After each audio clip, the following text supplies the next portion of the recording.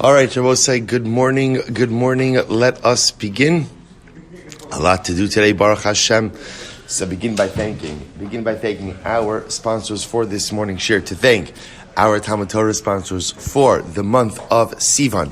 To thank Paul and Kathy Pollack for dedicating all the Shumer and Drashos this month as a Schus Refuah Shalema for Kathy's sister, Donna Baker Matson. We hope that in the merit of our Talmud Torah, she together with Kol Cholei Yisrael have a complete and enduring refuah. And to thank our Daf Yomi sponsors for today, Chaim Rabenstein in memory of Baruch Naftali Ben HaChaver Moshe Zichron Levrach. We hope that in the merit of our Talmud Torah, the Sham will have an Aliyah and the family a Nechama. I will say with that, let us begin. We have a lot to do today, Baruch Hashem. Today's daf is daf Zayin. We are picking up the Meretz Hashem on Vav Amud Beis, and we left off with Rabbi Yasser. So remember again, I will say we left off in the middle of a story in the wide lines of Vav Amud Beis.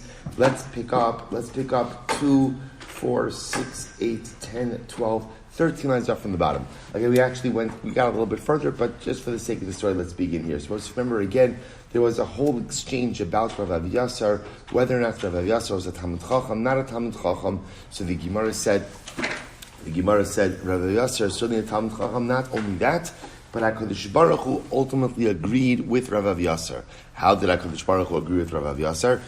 Rashi, the volume is going into the red. I don't know if that means anything with this or just stam, but I figured I would just good. Thank you. No, I didn't want to cause you more work later. All right, so the Gemara says as follows. So va'od v'har Rabbi Yasser hu da'askim arei al yadei. Rabbi Yasser ultimately again Choshen Baruch Hu agreed with him. Dichsiv v'tizan la Pilag. So suppose say this is the tragic story of Pilegesh Begiva. So remember again, Pilegesh Begiva was the story of a man who has a fallout with his concubine, with his Pilegesh.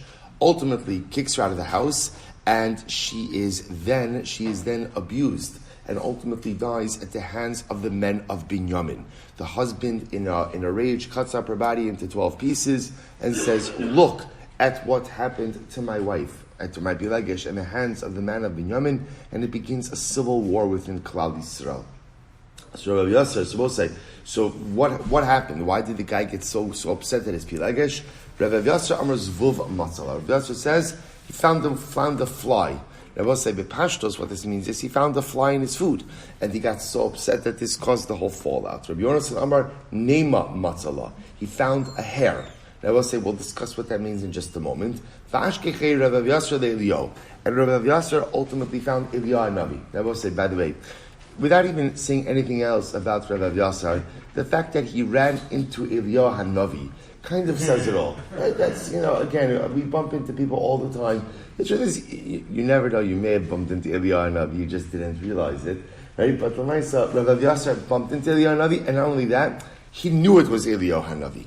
So, okay, by the way, I want to point out, the commentators in the Gemara actually asked that shaila, why are we debating the piety and the knowledge of Rabbi Yasser if ultimately, again, he's dialoguing with Eliyahu? In any event, he bumps into Eliyahu Navi, Amarli Maika Avila Kadosh Baruch Hu. And Rabbi Yasser asks Eliyahu a very interesting question. What is the Ribono Shel Olam doing now? What is he doing? Amarli Asik Pilegesh Begiva. Ultimately, again, HaKadosh Baruch Hu is learning the sugya of Pilegesh Begiva, which Rabbi say, what a Gemara also to learn in the lead up to Shavuos, that what does the Ribono Shel Olam do? HaKadosh Baruch Hu also learns Torah. HaKadosh Baruch Hu learns Torah. So I will say, why? Because there's something so profound, there's something so beautiful, there's something so magical in Torah, that even the King of Kings, even the Ribono Shel Olam himself, wants to be asak, wants to be involved in it. And if HaKadosh Baruch Hu is asak b'Torah, and somehow, some way it does something for him, then I will say, imagine what Torah does for us. Umayka Amar. And what does Choshen Baruch Hu say? Amar le Ev Yasser b'ni kachu omer, Yonasan b'ni kachu omer. And the Choshen Baruch Hu darshans the two opinions.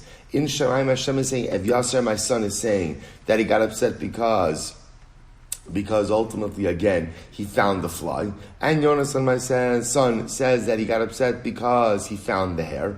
So Amar le Chas v'shalom umi'ika svika kamishmaya. So Rabbi Yasser is very surprised. He says, I don't understand. In Shamayim, there's no suffix, there's no machlokes. Right? You're supposed to remember again, machlokes is a function of a lack of clarity in Torah, right? If we had clarity, there's no machlokes. Let's remember again, first machlokes in the history of the Jewish people, first machlokes in halacha in the history of the Jewish people, remember? So machlokes Shammai and Hillel about Somchin, do we do smicha on Yom Tov? That was the first machlokes in Klal Yisrael. Before that, there was clarity. Right? So with clarity, you have no machlokes. So here, Rabbi Yosser is distressed to hear that in Shamayim, there's machlokes about what happened in Pilegesh Begiva. Shabbos is incredible. Amar Elio said no. Elu v'elu divrei Elokim chayimein. So Rabbi say, to which ultimately again Elio responds, Chas v'shalom, there is no machlokes. Rather, in the eyes of HaKadosh Baruch Hu, elu v'elu divrei Elokim chayimein. Rabbi say, what a beautiful phrase, right? Both these words and those words are both true. And I will say, so what this is absolutely incredible. Elu v'elu divrei Elokim chayimein. And I will say, I'll point out that this phrase is often misused. Right? Whenever you hear, sometimes when dealing with two opinions, people will say, Elu v'elu divrei Elokim chayimein. That's not true. Many times in life, one person is right and one person is wrong. Just because two Jews offer an opinion doesn't automatically make it Elu v'elu divrei Elokim chayimein. It's important to understand that there is right and there is wrong. Elu v'elu divrei Elokim chayimein means that in Shamayim for HaKadosh Baruch Hu, there could be two different applications. I saw an incredible mashal, by the way. I saw an incredible mashal. Let's say, imagine for a moment you have an outlet. This is so good. You have an outlet. Right? So let's say, so what do you plug into the outlet? You plug in your refrigerator and you plug in your oven. Plug in your refrigerator, you plug in your oven. And I was saying, now what's incredible about this? The same source of electricity is going to create cold, is going to create heat. But which one is it? Does electricity create warmth or does it create cold? And the answer is elu v'elu. The energy itself could create two different outcomes. But it's the same source of energy. It's the same true energy. Elu v'elu divrei Elokim chayimein means that the Ribono Shel Olam gave us a Torah that has multifaceted levels of truth. And that truth can express itself in different ways. So when HaKadosh Baruch Hu says, Abiasar says this, and Yonasan says this, they're both true. They're different dimensions of truth. We'll say, that being said, the greatness about HaKadosh Baruch Hu is the Ribono Shel Olam himself is a one-dimensional truth. But even if you look at HaKadosh Baruch Hu, we'll say, HaKadosh Baruch Hu has Midas Hadin, and he has Midas Harachamim. He has divine attribute of compassion, divine attribute ultimately of justice. So you see, but which one is he? Is he compassionate or is he strict? And the answer is, they're both plugged into the same source of energy. That's Elu v'elu divrei Elokim chayimein. It's not a contradiction as long as they're both coming from the same socket, as long as they're both coming from the same pocket of energy. So the Gemara goes right there. The Gemara says, Zvuv matzav lo hikbid. Ultimately, again, he found a fly, and he wasn't makbid. This is back to the husband, right? Nema matzav vehikbid. He found the hair, ultimately, again, and he was makbid. Amar Yehuda, Zvuv bekara v'neima ba'osamakum. Ultimately, again, he found the zvuv in his food, and neima ba'osamakum. Ultimately, again, so I'll say neima ba'osamakum means in the makom erva. That ultimately, again, that he was upset because I guess he felt that his wife did not engage in certain accepted hygienic practices of hair removal, and therefore he was upset ultimately again about this. Zvuv miyususa, the fly disgusted him. Fenema sakanta, and the hair, ultimately again he felt posed a sakana. Why? Because Rabbi say again, the hair, he was nervous, could make him a krush shavcha, could ultimately go ahead and injure him. It's actually interesting, if you take a look over here, Rashi says, Nema ba'osa makom, the darken hayela hashir es haseah. Apparently, again, it was the derech for a woman to remove pubic hair. It was the derech. And therefore, again, because she did not kind of fall in line with these general practices, he got upset at her. Zuvav miusos sakanta.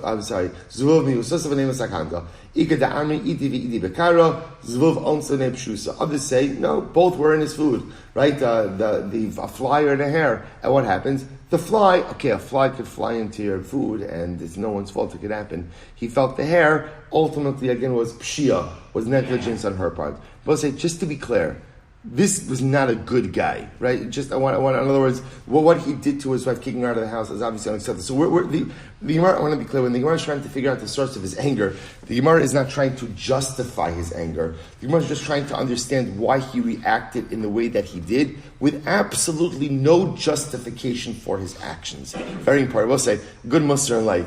Sometimes you could have a reason to get angry. It does not mean the reason is valid. Right? Just to be very clear, right? Most people, when they get angry because of something. But 9 out of 10 times, the something is not really warrant the response that you're having. Gemara goes right. There's such incredible Gemara over here. The olam al yatil adam emo yiser b'sol beiso.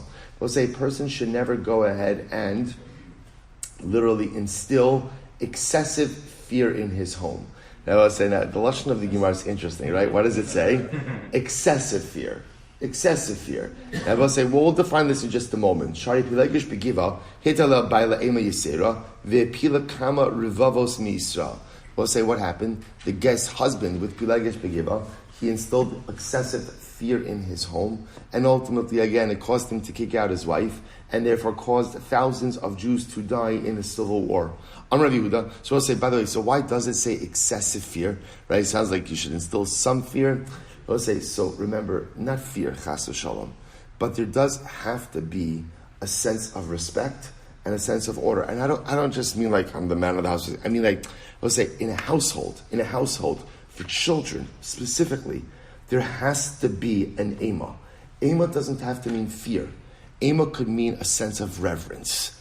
Ema means a sense of, you see this. There are homes in which, again, parents don't demand respect from children.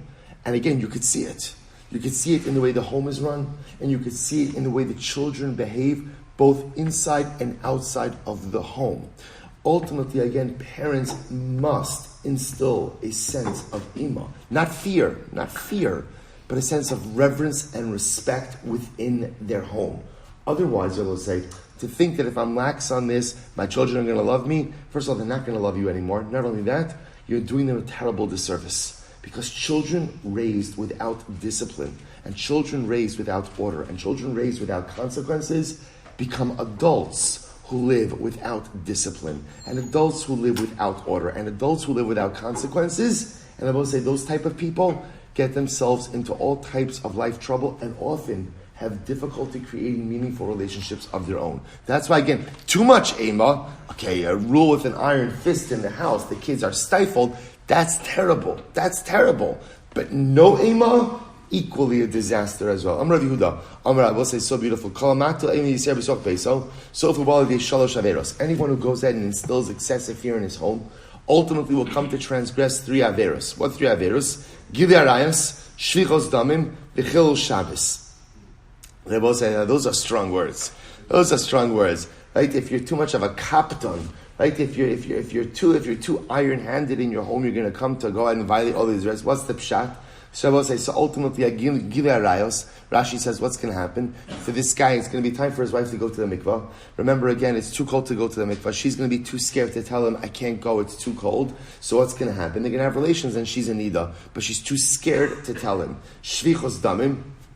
So Shvichos damim comes from the story of Pilegesh Begiva and Chil Shabbos. Chil Shabbos, ultimately, again, what's going to happen? It's time to make Shabbos, but the wife realized, I didn't make the food. She's scared of her husband's reaction. She's going to end up cooking on Shabbos. So the idea over here is, when a person just acts, such a profound Gemara, when a person acts in a scary, unreasonable way, ultimately, again, that behavior boomerangs back, and in his effort to quote-unquote run a tight ship, what ends up happening? Everyone around him is just too scared to be truthful and to be honest with him, and he himself ends up transgressing. There are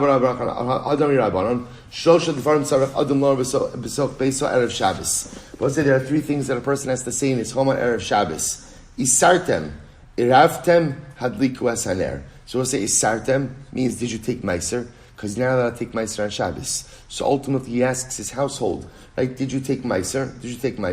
Iraftem, did you go ahead and did you go ahead and make an Erev Chatzeros, right, an Erev, and then Hadliku Hasaneres? If you've done those two things, then it's time to go ahead and begin Shabbos. And I will say, why is this here? Why is this here? Top of Zayin, Lememrinu benichusa. I will say, when you say these things, say them nicely. Talk nicely. Why? Ki hechi dilakablu minei. Ultimately, because that way people will listen to you. I will say, isn't this a profound yesod? If you want people to listen to you, if you want your family to listen to you, rarely do people listen to other people because they shout and yell. We generally tend to tune people like that out. But if you want your words to make an impact on your family, then ultimately, again, say it sweetly. Say it with kindness. Say it. I will say, by the way, it is interesting that the example the Gemara brings to this is Erev Shabbos. Erev Shabbos. But I will say, just to point out, since the beginning of time, the most stressful moments in a home are the moments leading up to Shabbos, right? Right? The statistical probability of yelling, of people getting upset. And I will say, it's so interesting because what are we preparing for? We're preparing for Shabbos. We're preparing for Shabbos Kodesh. We're preparing for a spiritual experience. Yet sometimes the anxiety level is so high that people act in ways that they should not be acting. I was saying, thinking about this Gemara as well, that it could have a different meaning like this. Perhaps it also means like this. Shlosha dvarim tzarich adam lomar b'soch beiso Erev Shabbos im Chashecha. I will say, Erev Shabbos im Chashecha is also a metaphor for end of life. There are three things that a person needs to be able to say to himself as he comes to the twilight of life. How do you know if you've lived a good life as you come to Erev Shabbos im Chashecha, as you come to your twilight? So we'll say there are three things you want to look for in life. Number one is sartem. Did you deal with your money the way a Yid should deal with money? And I will say, how does a Jew deal with money? It's not mine. It's not mine. I'm the custodian for HaKadosh Baruch Hu's wealth. And how does that manifest itself? Tzedaka. Tzedaka. Am I a giver? Not just with my time and resources, that's beautiful. With my money. With my money. Because I will say, for so many of us, money is the hardest thing to part with. Because I worked hard for it, and I need it. So isartem, did I give meiser? Did I go ahead and deal with my finances as a frum Torah Jew should deal with his finances? Next, iraftem. Now I'll say iraftem is arvos, responsibility. Did I take responsibility for other people? Or at the end of the day, was life just about me?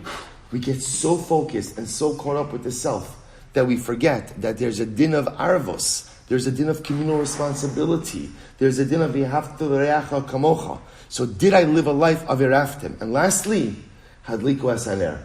We'll say hadliku hasaner, the ner Hashem nishmas adam. Did I take responsibility for myself? Did I ignite my own personalistic flame? Did I take responsibility to live an inspired life? I will say these are the three questions I have to ask myself Erev Shabbos Sa'im Chashecha. As I get to the twilight of my life, if I want to know, did I live a meaningful and impactful life? Isartem, did I deal with my money recognizing that it's not mine, but rather I am a custodian? Iraftem, did I take responsibility for other Jews? Hadliku hasaner, did I take responsibility for myself and kindle my own flame? If I live the life of those three things, then that is a good life. Then that is a holy life. And that is a life in which I could feel confident to face HaKadosh Baruch Hu after 120. Let's go back to Amar Bashi. Analo Shmuel Lihad Rabbi Barchana. They come to Misvara. So it's interesting. So Rashi said, I never heard this halacha from Rabbi Barchana, namely again that you have to go ahead and say these things, right? Benachas, but I understood it intuitively. Amar Rabbi Avo, the olam al yatil adam emi yisir v'soch beiso. I want to say a person should never instill too much fear into his home. Shari adam gadol hitel ema yisir v'soch beiso vechilu davar gadol. So I say this is pretty incredible. Why? Because there's a story of a great man who once instilled too much fear in his home and almost led him to eat a great thing.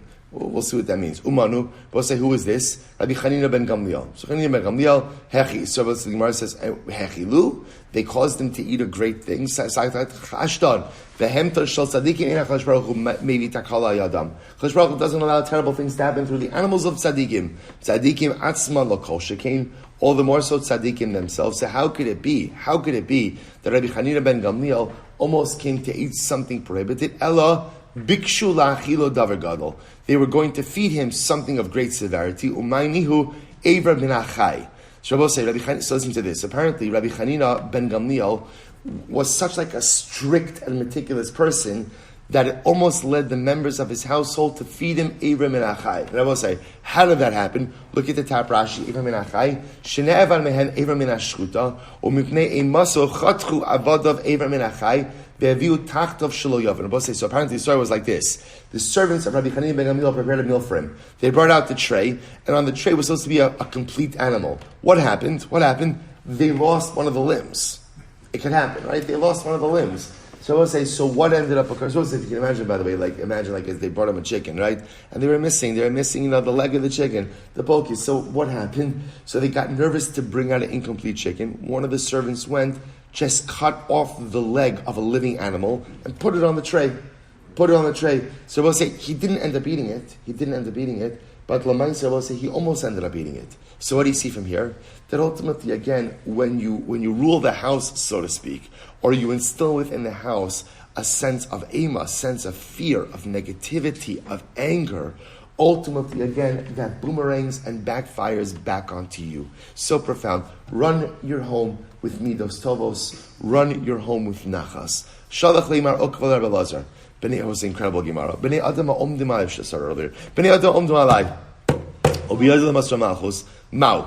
So listen to this. Mar Ukva said to Rabbi Lazar, there are people who make my life incredibly difficult. Rashi says, omdim alay lecharif ulegadef. Now it's not talking about people who pose a mortal danger, but rather again it was talking about people who just make my life very difficult. And I have the ability to turn them into the government. And obviously, if I turn them into the government, then they'll stop making my life miserable. What's the halacha? Mao, do I have the permission to do it? V'kasav lei wrote to him, Amarti eshmura darchi mechato bilshoni. So we'll say, quoted over here the pasuk from Tehillim. Amarti eshmura darchai machto, right? Bilshoni. I guarded my ways that I should not sin with my tongue. Eshmura lefi machsom ba'al rash lenegdi. I muzzled my mouth when the wicked are still in front of me. So we'll say, the Gemara says, Eshmor lefi machsom ba'al rasha lenegdi. Fine. Afa pisha rasha lenegdi, even though the rasha is right opposite me, Eshmor lefi machsom, I will muzzle my mouth.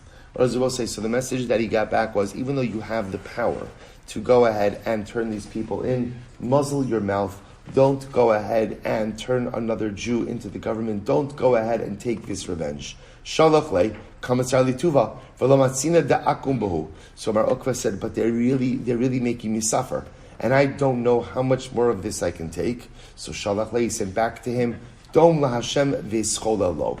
Dom la Hashem, right? Be silent in the face of Hashem. V'uyapileim l'cha chalolim chalolim. Baruch Hu will take care of your problems. I will say sometimes, and this goes also to Shara B'tachon. I will say today is the last year of Shara B'tachon. Hopefully, again, the Chav is following along on the Shara B'tachon chat last year today. So I will say, so when a person realizes that the things that happen to me in life happen because Hashem wants it to happen, I don't need to be the vehicle of vengeance against other people.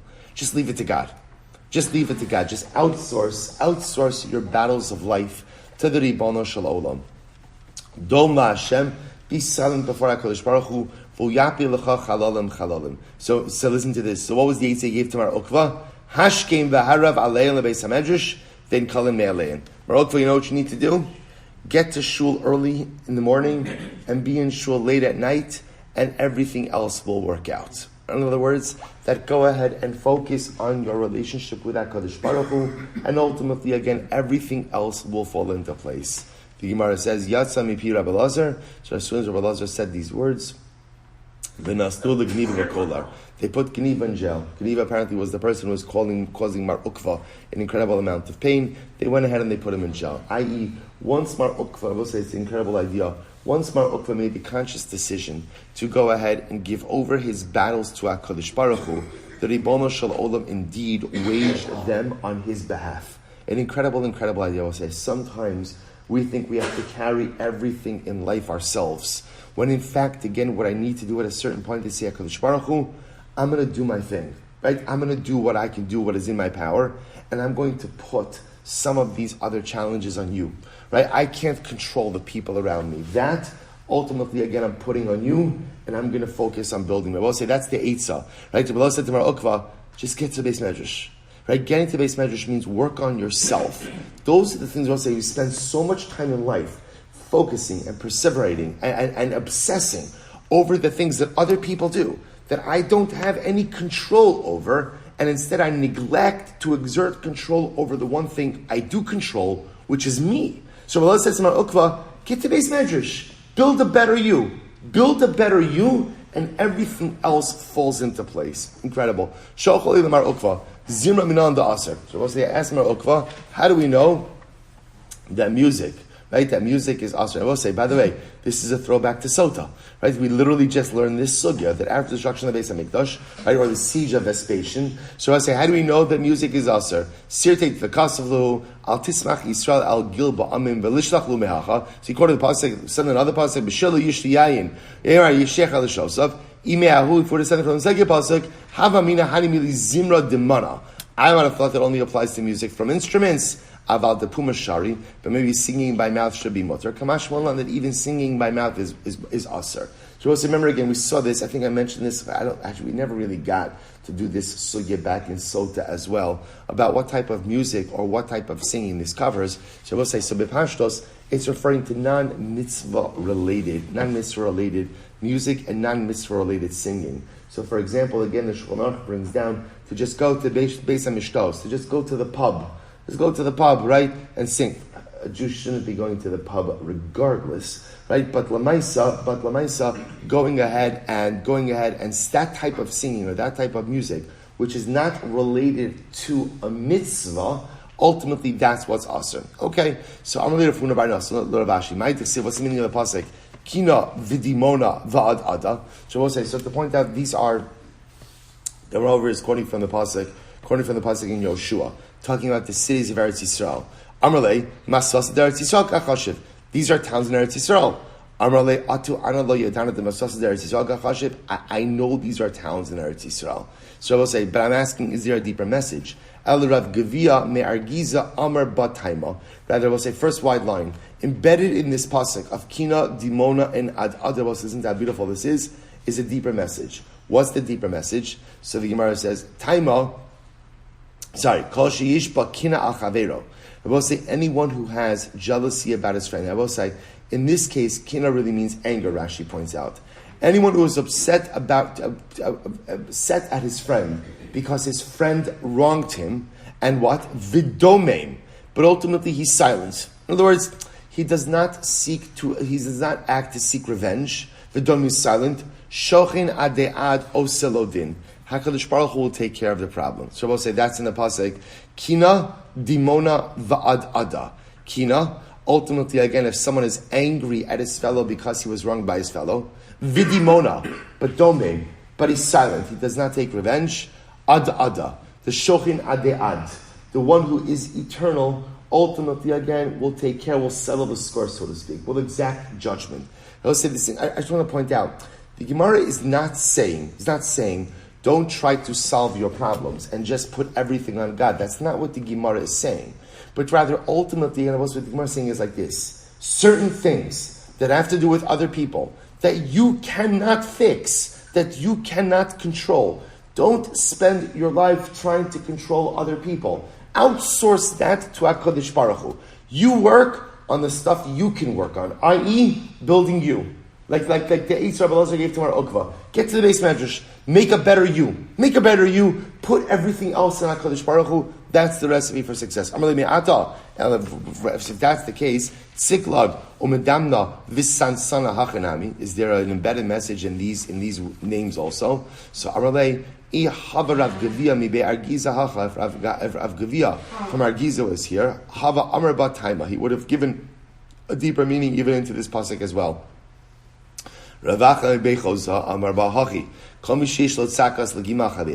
Anyone will say, so again, there is a message in this pasuk. Siklag, anyone who has literally again a cry tzakas legima, that will say means that I'm crying out because someone else is stealing my parnasa.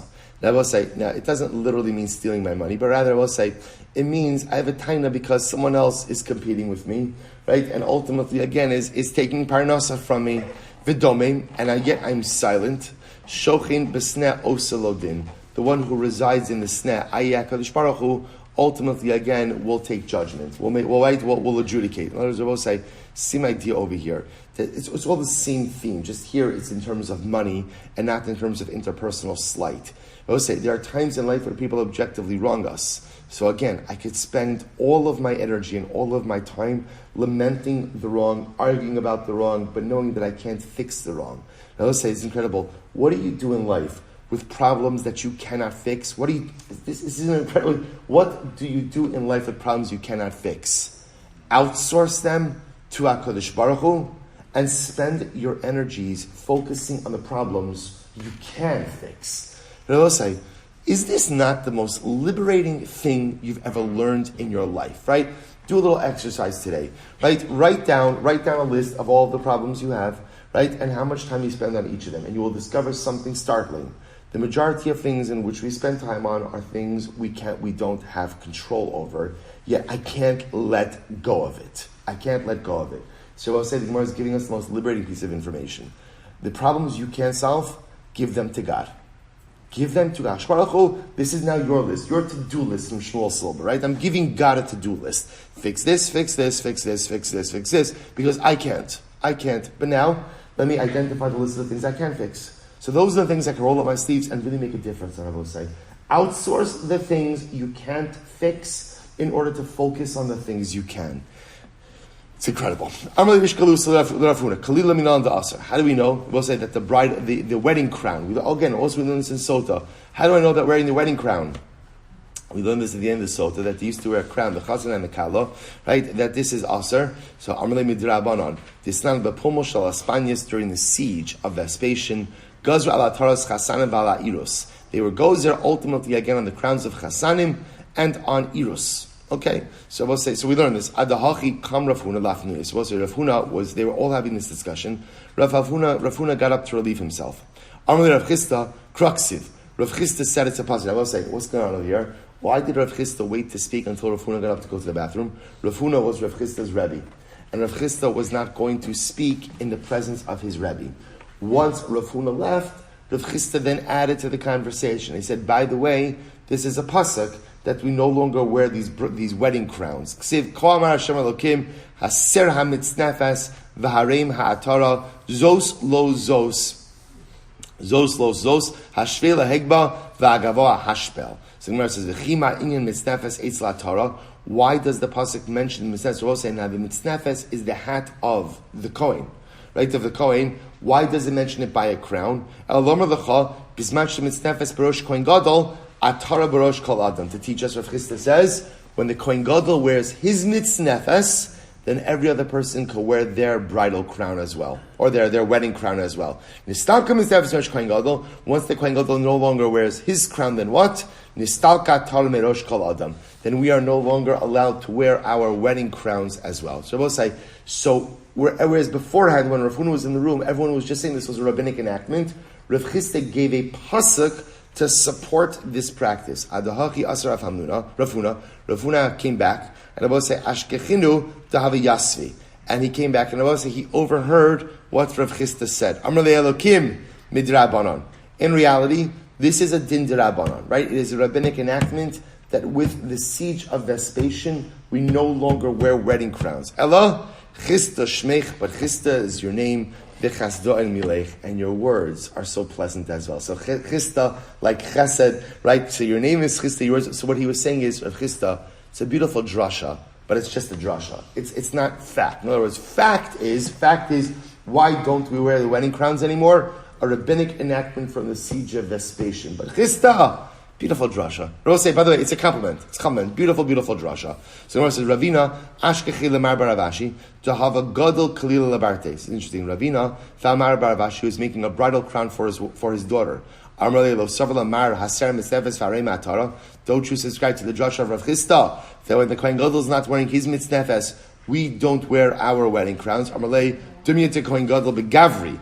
No, I agree with Rav Chisda's drasha, but just like the Kohen Gadol was a man, so too this prohibition only applies to a man. So again, men don't wear the wedding crowns anymore, like a Kohen Gadol doesn't wear his mitznefes. but the women can. Incredible. My zos lo zos. We'll say, what is the meaning in the pasuk when it says not this and not this? Dar Shavavira, Zidram Mishayid Rav Ami, Vizidram Mishayid Rav Asi.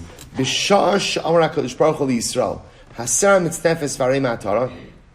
When HaKadosh Baruch Hu went ahead and said to Klal Yisrael, literally, remove the mitznefes, which is the big dekuna, and lift up the crown. By the way, harem also is a lashon of removal, right? And remove the crown.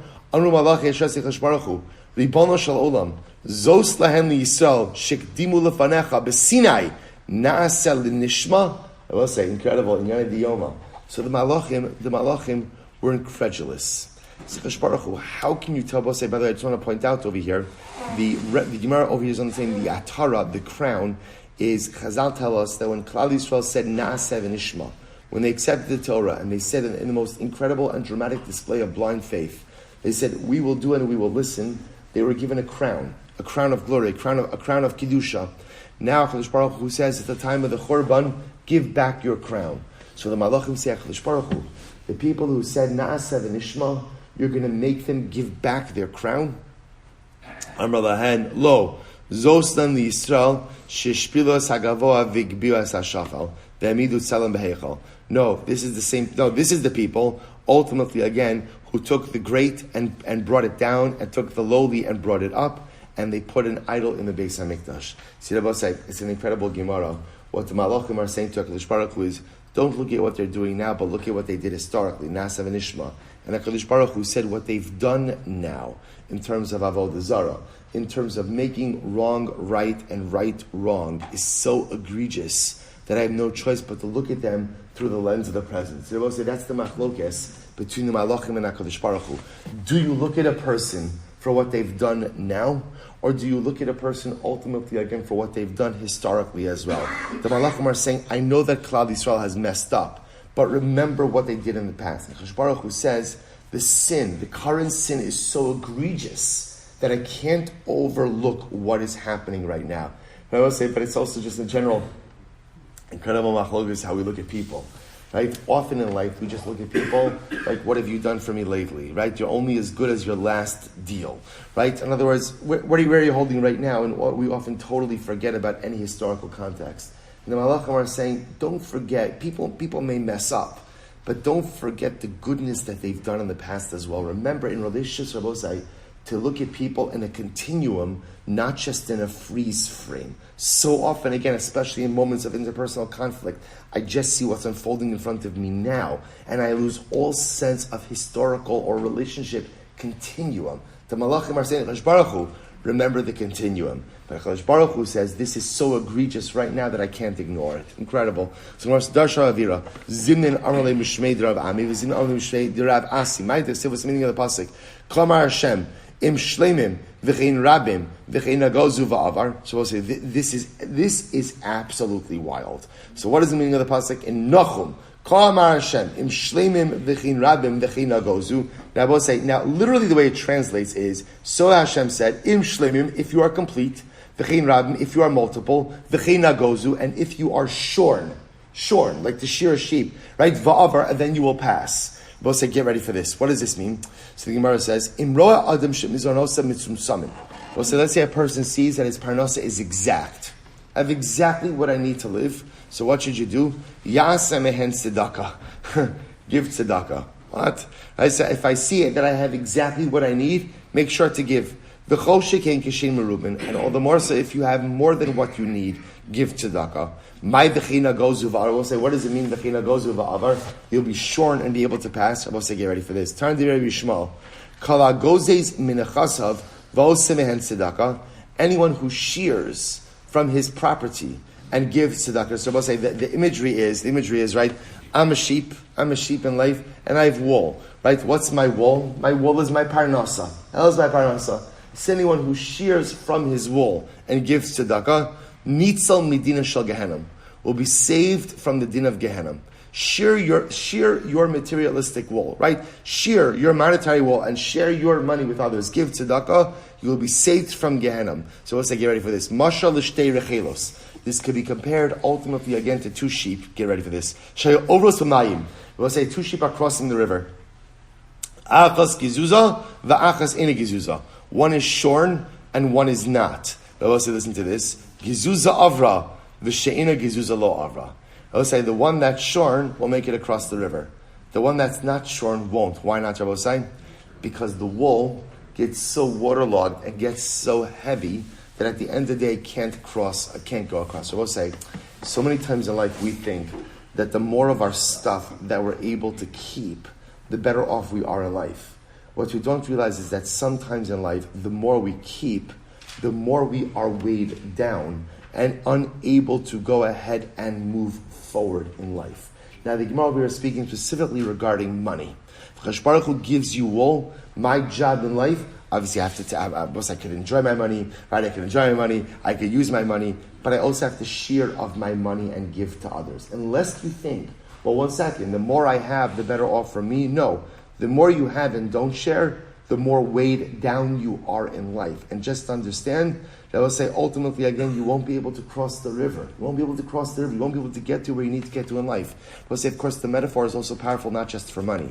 That will say, in life, as we go through life, we accumulate wool, right? And that wool, will say, could be a variety of things. That wool could be anger. That wool could be animosity. That wool could be grudges. That wool could be failed relationships. That wool could be anxiety. That wool could be a whole bunch of different things. So I will say there are some people who refuse to shear their wool, right? They just hold on to everything and accumulate more and more and more. And I will say, what does it do at a certain point? It paralyzes and immobilizes you. If you hold on to too much negativity in life, you cannot move forward. Rather on the other hand, I will say, if you decide, you know what, today I'm shearing. I don't know if that's the right verb, right? But today I'm shearing. And I will say, you know what happens when you shear? You know what happens when you shear? Right? I am light. I could cross the river, I could swim the ocean, I could do, why?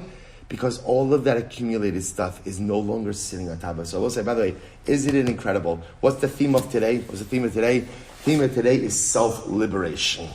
That's the theme of today. Identify the things you can't control and offload them to Hashem. Identify the wool, the life wool that you're schlepping around in life that is exhausting. I'm wondering why I'm always panting, why I'm always out of breath, why am I always exhausted? Why? Because I'm schlepping around decades worth of accumulated stuff. But instead, if I just choose to shear it, ultimately, again, I'm so much sure I can move forward.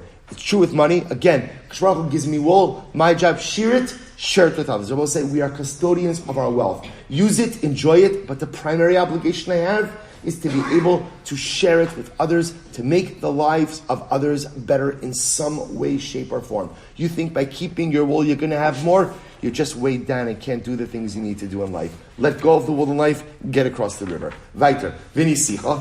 Amar Zutra says, Afilu ani misparnis minat tzedaka, yaset tzedaka. So we'll say, Vinisicha means even if you're afflicted. Even an ani is obligated to give tzedakah.